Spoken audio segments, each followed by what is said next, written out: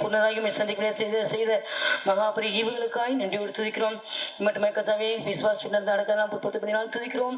கத்த குடும்பத்தில் ஆறுதல் படுத்தினா ஜெபிக்கிறோம். ஒரு நாட்கள் தர்மையான பிள்ளைகளுக்கு குடும்பங்களுக்கு நீ தாயார்ந்து வழிநடத்தினா வேண்டிக் கொள்ளுமையா. இந்த கொடுத்த நிறைய பொறுப்பது மிகுந்த மகிமையாய் மாற்றி தரும். நீ சீக்கிரமாக வரப்போற மகிமை நாளுக்கு நீங்கள் எல்லாரையும் தகுதிப்படுத்தும். இயேசுவின் நாமத்தில் கேட்கிறோம் பிதாவே.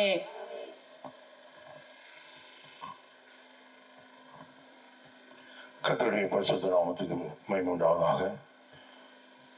அருமையான தாயாருடைய வாழ்க்கையில ஆண்டவர் ஒரு நல்ல வேலையை ஏற்ற வேலையில முடித்து நாம் கேட்டது போல தானியம் அம்பாரத்திலே சேர்க்கப்படுவது போல அருமையான தாயார் முழு வயதில் ஆண்டவரோடு சேர்க்கப்படும்படியாக கர்த்தருக்கு உதவி செய்திருக்கிறார். இப்போது நாம் அருமையான தாயாரை இந்த இடத்துல இந்த கடலில் அடக்கம் பண்ணும்படியாக நாம் கடந்து வந்திருக்கிறோம். 1 கொரிந்தியர் புத்தகம் 15ஆம் அதிகாரம் 35ஆம் வசனத்திலிருந்து நாம் வாசிக்கும் போது, ஆகிலும் மரித்தோர் எப்படி எழுந்திருப்பார்கள், எப்படிப்பட்ட சரீரத்தோடு வருவார்கள் என்று ஒருவன் சொல்வானாகில், புத்தியினனே, நீ விதைக்கிற விதை செத்தானுடைய உயிர்க்க மாட்டாதே. நீ விதைக்கிற போது நீ உண்டாகும் மேனியை விதையாமல் கோதுமை அல்லது மற்றொரு தானியத்தினுடைய வெறும் விதையை விதைக்கிறாய். அதற்கு தேவன் தமது சித்தத்தின்படியே மேனியை கொடுக்கிறார். விதைகள் ஒவ்வொன்றுக்கும் அதற்கேற்ற மேனியை கொடுக்கிறார். எல்லா மாம்சமும் ஒரே விதமான மாம்சம் அல்ல. மனுஷனுடைய மாம்சம் வேறே, மிருகங்களுடைய மாம்சம் வேறே, மற்றவர்களுடைய மாம்சம் வேறே, பறவைகளுடைய மாம்சம் வேறே. வானத்துக்குரிய மேனிகளும் உண்டு, பூமிக்குரிய மேனிகளும் உண்டு. வானத்துக்குரிய மேனிகளுடைய மகிமையும் வேறே, பூமிக்குரிய மேனிகளுடைய மகிமையும் வேறே. சூரியனுடைய மகிமையும் வேறே, சந்திரனுடைய மகிமையும் வேறே, நட்சத்திரங்களுடைய மகிமையும் வேறே. மைமேலே நட்சத்திரத்துக்கு நட்சத்திரம் இசைத்திருக்கிறது. மரித்தோரின் உயிர்த்தெழுதலும் அப்படியே இருக்கும். அழிவுள்ளதாய் விதைக்கப்படும், அழிவில்லாததாய் எழுந்திருக்கும். கனவீனம் உள்ளதாய் விதைக்கப்படும், மகிமையுள்ளதாய் எழுந்திருக்கும். பலவீனம் உள்ளதாய் விதைக்கப்படும், பலமுள்ளதாய் எழுந்திருக்கும். ஜென்ம சரீரம் விதைக்கப்படும், ஆவிக்குரிய சரீரம் எழுந்திருக்கும். ஜென்ம சரீரம் உண்டு, ஆவிக்குரிய சரீரம் உண்டு. கர்த்தருடைய பரிசுத்த நாமத்துக்கு மகிமை உண்டாவதாக. நாம் அறிந்திருக்கிறபடி கிறிஸ்தவர்களுக்கு கல்லறை என்று சொல்கிறது அது ஒரு துக்கத்தின் இடம் அல்ல. கல்லறை என்று சொல்கிறது அது ஒரு வெற்றியின் இடமாக இருக்கிறது. அருமையான தாயார் தன்னுடைய ஓட்டத்தை வெற்றியோடு ஜெயத்தோடு ஓடி முடித்து அவருடைய ஆத்மா பரதீசிலே இளைப்பாடி கொண்டிருக்கிறது. இந்த நம்பிக்கை உள்ளவர்களா சொல்லுவோமா? கர்த்தருடைய நாமத்துக்கு மகிமை உண்டாவதாக. அருமையான தாயார் இந்த இடத்துல இப்போது நாம் புதைக்கும்படியாக வரவில்லை. அருமையான தாயாரை இப்போது நாம் விதைக்கும்படியாக வந்திருக்கிறோம். நாம் அறிந்திருக்கிறபடி ஒரு விதையானது அது பூமியிலே விதைக்கப்படும் போது அது விதைக்கப்பட்டு அது மரித்து பிற்பாடு அது முளைத்து எழும்பி அது ஒரு செடியாகி கொடியாகி மரமாக மாறுவது போல அருமையான தாயாரை இப்போது நாம் இங்கே விதைக்க போகிறோம். எக்காலம் துணிக்கும் போது இப்போது பரதீசிலே இளைப்பாடி கொண்டிருக்கிறவருடைய ஆத்மாவானது இந்த இடத்திலே கடந்து வந்து இந்த சரீரத்தை ஒரு உயிர்த்தெழுந்த சரீரமாக மாற்றி மத்திய ஆகாசத்துல மனவான இயேசுவை சந்திக்கும்படியாக அவர்களை புறப்பட செய்ய போகிறது. அந்த உயிர்த்தெழுதின் நம்பிக்கை உள்ளவர்கள் அல்லேலூயா சொல்லுவோமா? கர்த்தருடைய பரிசுத்த நாமத்துக்கு மகிமை உண்டாவதாக. உயிர்த்தெழுதலின் நம்பிக்கை அந்த கல்லறையிலே இது வந்திருக்கிற ஒவ்வொருவரும் நாம் அதை புதுப்பித்துக் கொள்ள வேண்டியது அவசியமாக இருக்கிறது. எத்தனையோ பேர் இந்த பூமியிலே மரிக்கிறார்கள். ஆனால் அவர்கள் இந்த உயிர்த்தெழுதலின் நம்பிக்கை இல்லாமலே அவர்கள் மரிக்கிறார்கள். ஆனால் உண்மையான ஆவிக்குரிய கிறிஸ்தவர்கள் அவர்கள் உயிர்த்தெழுதலின் நம்பிக்கையோடு அவர்கள் அடக்கம் செய்யப்படுகிறார்கள், விதைக்கப்படுகிறார்கள். ஆண்டவராகிய இயேசு கிறிஸ்து மரித்தார், 3ஆம் நாள் உயிர்த்தெழுந்தார். அவர் உயிர்த்தெழுதலுடைய அவர் முதலாவது வரிசையிலே அவர் பங்கு பெற்றார். பிற்பாடு மணவாட்டி சபை அது உயிர்த்தெழப் போகிறது. அதற்கு பிற்பாடு உத்தர காலத்து இரத்த சாட்சிகள் உயிர் தரப் போகிறார்கள். அதற்கு பிற்பாடு 2 சாட்சிகள் ஏனோக்கு எலியா அவர்கள் உயிர் தரப் போகிறார்கள்.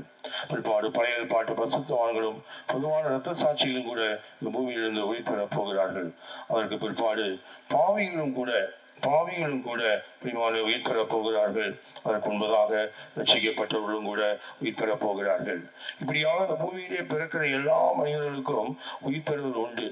அதைத்தான் உயிர்த்தெழுதலின் 7 வரிசையாக நாம் விளங்கிக் கொள்கிறோம்.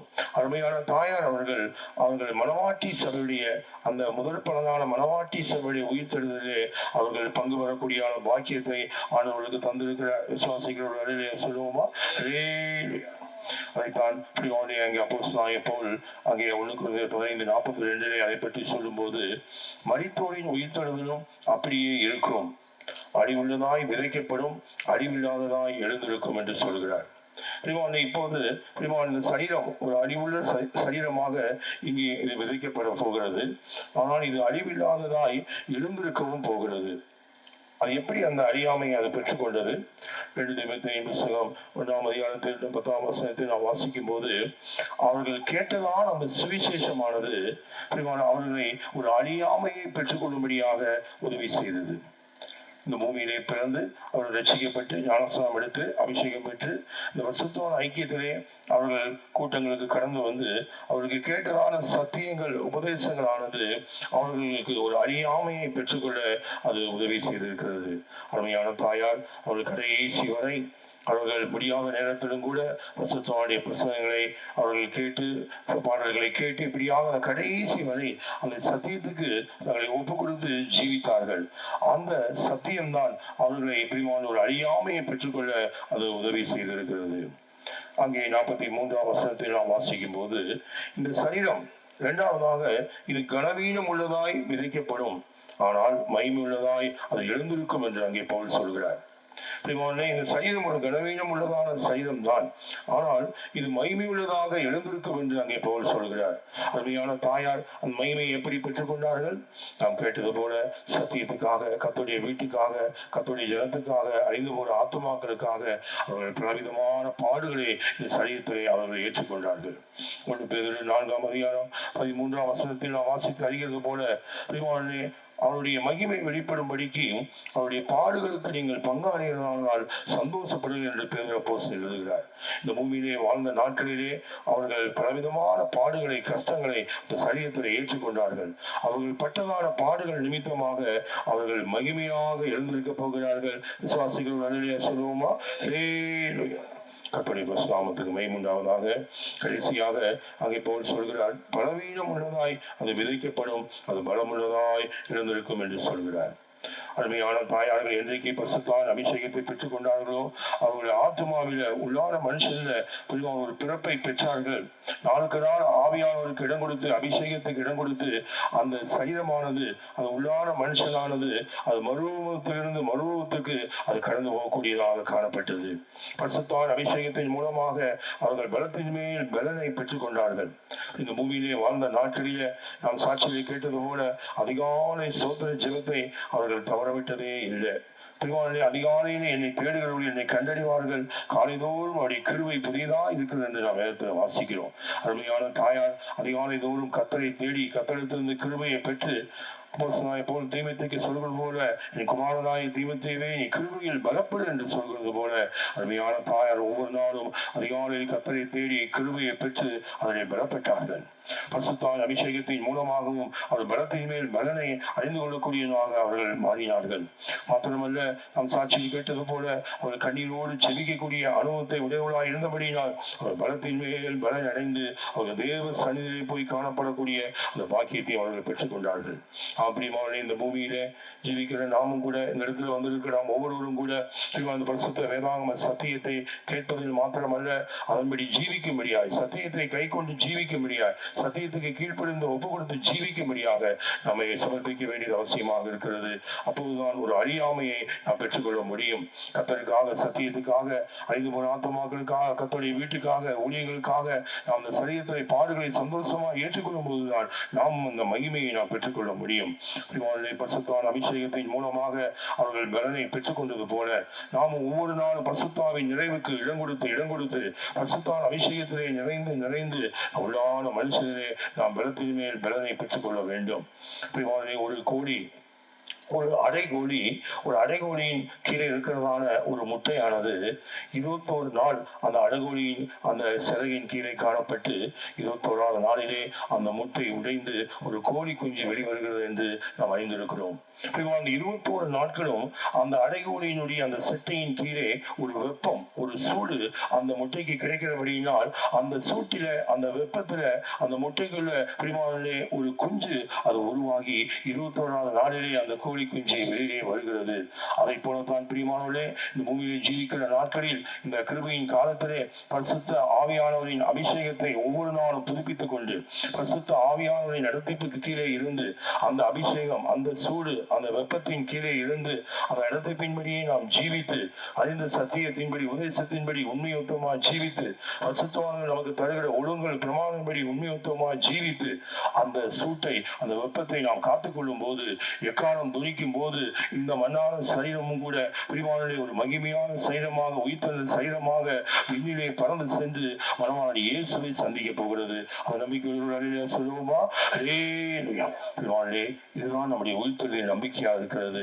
ஆண்டவராகிய இயேசு கிறிஸ்து சீக்கிரமாக மத்திய ஆகாசத்தில் வெளிப்பட போகிறார். பிரதானத்தோடு சத்தத்தோடும் ஆரவாரத்தோடும் வெளிப்பட போகிறார். அப்போது கிறிஸ்துவுக்குள் மரித்தவர்கள் முதலாவது எழுந்திருப்பார்கள் என்று சொல்லப்பட்ட வேத வசனத்தின்படி அந்த கூட்டத்தில் அருமையான தாயாரும் அவர்கள் எழுந்திருக்க போகிறார்கள். பின்பு உயிரோடு இருக்கிற நாமும் கூட இந்த மண்ணான சரீரத்திலிருந்து பிரிவானே ஒரு உயிர்த்தெழுந்த சரீரத்தை பெற்றுக்கொண்டு பிரிவானை கேட்ட ஆலோசனைப்படி ஜீவித்தார். நாமும் அந்த உயிர்த்தெழுந்த சரீரத்தை பெற்றுக்கொண்டு மத்திய ஆகாசத்தில் மனவான இயேசுவை சந்திக்க போகிறோம். அங்கே அருமையான தாயாரை நாம் முகமுகமாய் சந்திக்க போகிறோம். அந்த நம்பிக்கையோடு, அந்த உயிர்த்தலின் நம்பிக்கையோடு பிரிவாய் நேரத்தில் நாம் ஆறுதல் அடைவோமாக. நாமும் அந்த உயிர்த்தலின் நம்பிக்கையை பாதுகாத்துக் கொண்டு வருகை நாளுக்கு நம்மை ஆயத்தப்படுத்திக் கொள்வோமாக. கர்த்தர் உதவி செய்யும்படியாய் நாம் கடமை வெற்றி சோத்திரம் பண்ணுவோம்.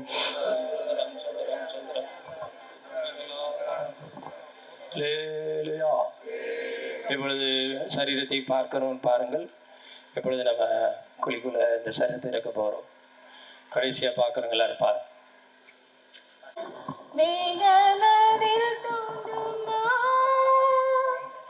ராஜாவாயிசு தூதர்கள் சூழ மேகமதில் தோன்றும் நான் வேகமாய் நெருங்கி வந்திடுதேனா ஏகமாய் எழும்புவோம் வேகமாய் நெருங்கி வந்திடுதேனா ஏகமாய் எழும்புவோம் பரிசுத்தமாக்கப்பட்டோரே ஒன்றாய் பறந்து வந்திடுவீர் பரிசுத்தமாக்கப்பட்டோரே ஒன்றாய் பறந்து வந்திடுவீர் பாவமில்லாமலே காத்திடும் நமக்காய் பரதேசு வந்திடுவார் பாவமில்லாமலே காத்திடும் நமக்காய் பரதேசு வந்திடுவார்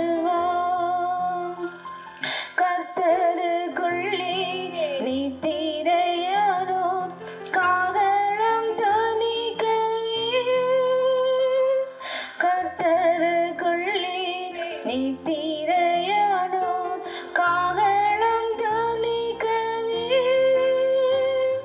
கண்ணிமை பொழுதில் கல்லறையில் நின்று வல்லமையாய் வருவார் கண்ணிமை பொழுதில் கல்லறையில் நின்று வல்லமையாய் வருவார் பரிசுத்தமாக்கப்பட்டோரே ஒன்றாய் பறந்து வந்திடுவீர் பரிசுத்தமாக்கப்பட்டோரே ஒன்றாய் பறந்து வந்திடுவீர் பாவமில்லாமலே காத்திடும் நமக்காய் பரதேசு வந்திடுவார் பாவமில்லாமலே காத்திடும் நமக்காய் பரதேசு வந்திடுவார் இயேசுவுக்காக ஈகத்தின் இன்ப சுகங்களை வெறுத்தேன்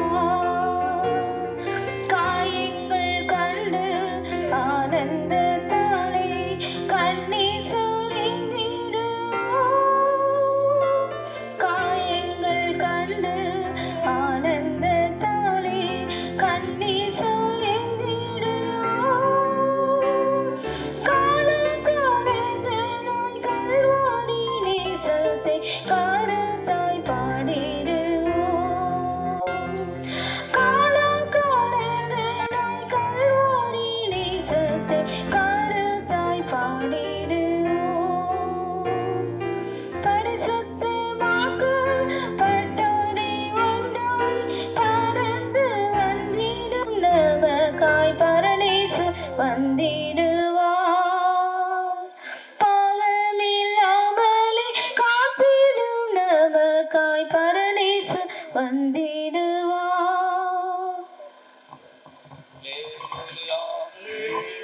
வேதத்திலிருந்து சில பகுதியில் வாசிக்க 1 கொரிந்தியர் 15ஆம் அதிகாரம் 50ஆம் வசனத்திலிருந்து, சகோதரரை நான் சொல்லுகிறது என்னவெனில், மாம்சமும் இரத்தமும் தேவனுடைய ராஜ்யத்தை சுதந்திரிக்க மாட்டாது, அழிவுள்ளது அழியாமையை சுதந்திரிப்பதும் இல்லை. இதோ ஒரு ரகசியத்தை உங்களுக்கு அறிவிக்கிறேன், நாம் எல்லாரும் நித்திரை அடைவதில்லை, ஆகிலும் கடைசிய காலம் துணிக்கும் போது ஒரு நிமிஷத்திலே ஒரு இமைப்பொழுதிலே நாம் எல்லாரும் மறுரூபமாக்கப்படுவோம். எக்காலம் துணிக்கும், அப்பொழுது மரித்தோர் அழிவில்லாதவர்களாய் எழுந்திருப்பார்கள், நாமும் மறுரூபமாக்கப்படுவோம். அழிவுள்ளதாகியது அழியாமையும் சாவுக்கு எதுவாகியது சாவாமையும் தரித்து கொள்ள வேண்டும். அழிவுள்ளதாகியது அழியாமையும் சாவுக்கு எதுவாகியது சாவாமையும் தரித்து கொள்ளும் போது மரணம் ஜெயமாக விழுங்கப்பட்டது என்று எழுதியிருக்கிற வார்த்தை நிறைவேறும். மரணமே உன் கூரெங்கே, பாதாளமே உன் ஜெயமெங்கே? மரணத்தின் கூர் பாவம், பாவத்தின் மேல நியாய பிரமாணம். நம்முடைய கர்த்தராகிய இயேசு கிறிஸ்துவினாலே நமக்கு ஜெயம் கொடுக்கிற தேவனுக்கு ஸ்தோத்திரம். ஷாபாலா ராபா தீரா தீடி கலாபா கலா கலாபா கதிரா இதா கதடா. மரணமுன் கூரெங்கே, பாதாளமுன் ஜெயமெங்கே? மரணமுன் கூரெங்கே, பாதாளமுன் ஜெயமெங்கே? மரணத்தை பரிகரித்தாரே பரிசுத்தராய் உயிர்த்ததினால், மரணத்தை பரிகரித்தாரே பரிசுத்தராய் உயிர்த்ததினால். Hallelujah, praise the Lord, praise the Lord, praise the Lord. ஓ ரபக ரபக ஷபக திரிபி கரபக துரா. மரணம் ஜெயமாக விழுங்கப்பட்டது, அதற்காக ஸ்தோத்திரம் பண்ணுவோம். ஸ்தோத்திரம், ஸ்தோத்திரம், ஸ்தோத்திரம், ஸ்தோத்திரம். இந்த தாய்க்கு இந்த மரணம் ஒரு ஜெயமாக மாறி இருக்கிறது. இந்த ஜெயத்தை இவர்கள் சுதந்திரித்துக் கொண்டு நித்திய ஜீவனுக்குள் பிரவேசித்திருக்கிறார்கள்.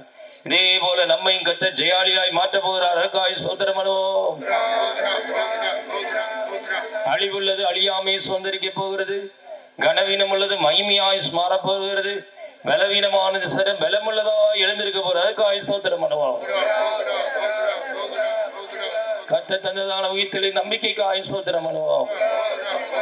கைவேலில்லாத நித்திய வீடை கர்த்தர் நமக்கு ஆயத்தம் பண்ணி கொண்டிருக்கிறபடினா ஸ்தோத்திரம் பண்ணுவோம்.